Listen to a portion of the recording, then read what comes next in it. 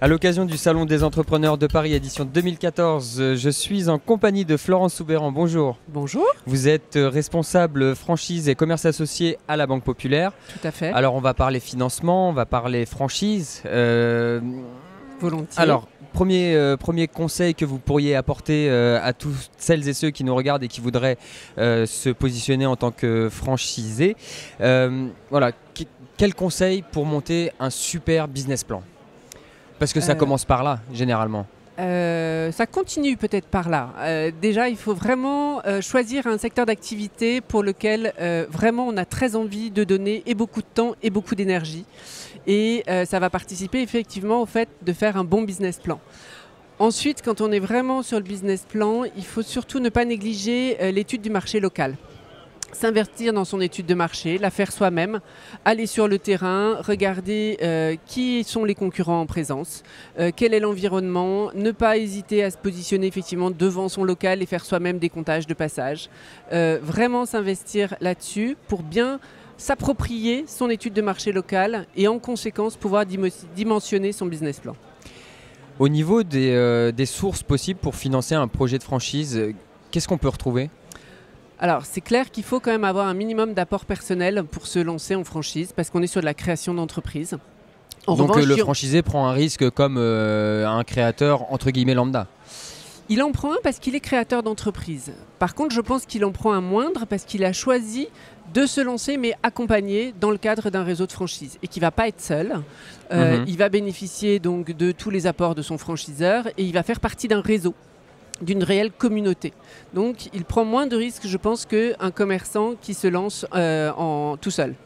En matière de financement, donc on disait il lui faut donc des apports personnels. Maintenant, il y en a pour toutes les bourses parce qu'il y a des classements aujourd'hui de tous les réseaux en fonction du niveau d'apport qui est requis. Tout à fait, on en a reçu un certain nombre et effectivement c'est très variable. Très large. Voilà. Après, il faut avoir effectivement un petit peu les moyens de ses ambitions. Si on veut faire un hôtel, ça demande bien plus d'apports que si on veut faire une boutique de chocolat par exemple. Donc les apports sont nécessaires. En matière d'activité de commerce, on requiert généralement 30% d'apport personnel par rapport aux investissements globaux.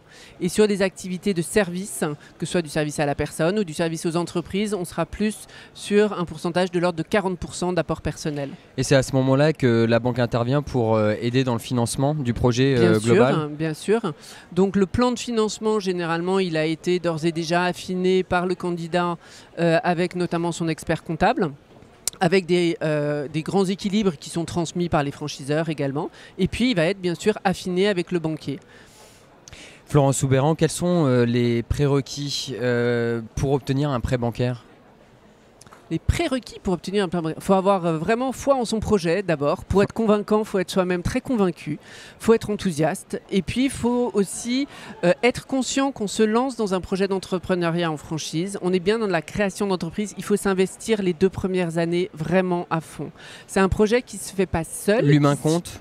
Exactement, j'allais y venir. C'est un projet qui se fait vraiment avec son environnement proche. C'est important que ce soit le noyau familial ou les proches, quels qu'ils soient, adhèrent au projet et soient conscients que ça va quand même être accaparant pour le porteur de projet que de se lancer en création d'entreprise. On oublie la vie personnelle pendant un certain temps. C'est un facteur d'équilibre, la vie personnelle.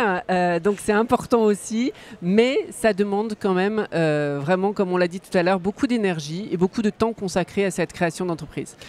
Florence Soubeyran, et ce sera ma dernière question, un dernier conseil pour tous ceux qui hésitent encore à se lancer en franchise.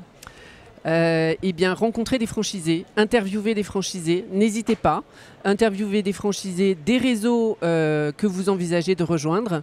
Et puis, très simplement, vous pouvez leur demander qu'est-ce qui a été difficile pour vous. Est-ce que justement ça a été la banque ? Est-ce que ça a été autre chose ? Et éventuellement, ce qui peut être un atout aussi dans les réseaux que vous envisagez de rejoindre, demandez-leur s'ils ont des partenariats d'ores et déjà mis en place avec des réseaux bancaires. Et bien voilà, c'est dit sur le studio TV des Échos de la franchise et de We Do Biz. Merci beaucoup Florence Soubeyran. C'est moi. Je rappelle que vous êtes responsable franchise et commerce associé à la Banque Populaire. En effet. Merci, bonne journée. Au revoir.